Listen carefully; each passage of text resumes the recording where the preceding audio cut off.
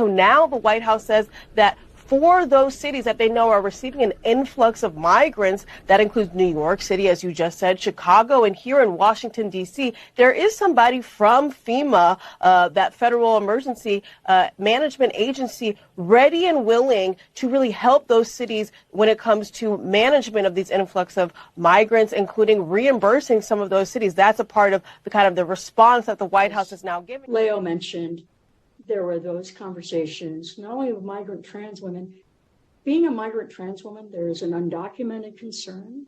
There is also a concern of whether they would trust the places that are offering shelter that are faith-based because of the way they've been responded to in the past.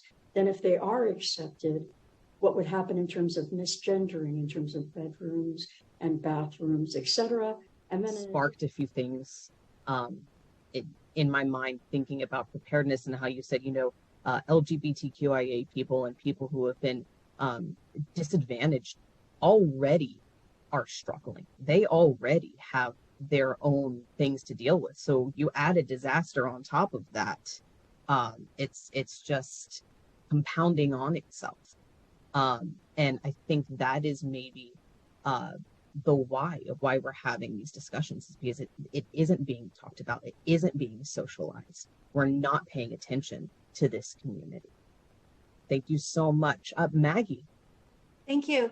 There are a couple of things that are intersecting in my mind here. One of them is the culture of emergency management as an organization, as an industry in the United States specifically, not abroad. This has, and my cat sometimes does this, she gets really loud suddenly, so you'll have to just allow for the little meowing in the background. The shift that we're seeing right now is a shift in emergency management from utilitarian principles where everything is designed for the greatest good for the greatest amount of people to disaster equity. But we have to do more. Right. And so this topic is intersecting, I think, with a number of other topics where we have to look at policies and understand to what extent they have disadvantaged communities that had less assets, communities that had pre-existing vulnerabilities in accessing disaster-related recovery support. This country has ever seen.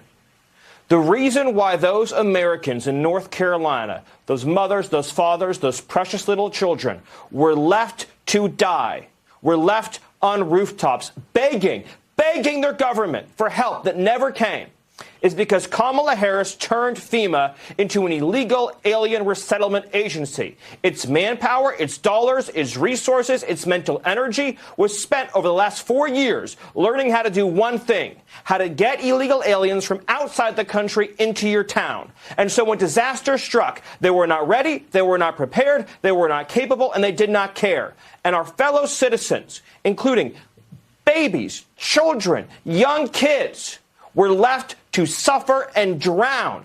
They did not scramble the helicopters. They did not scramble the military. They did not send needed assistance. But if those children had been living in a foreign country, they've been living in Haiti, or they've been living in Venezuela, why then Kamala Harris would have sent in help immediately.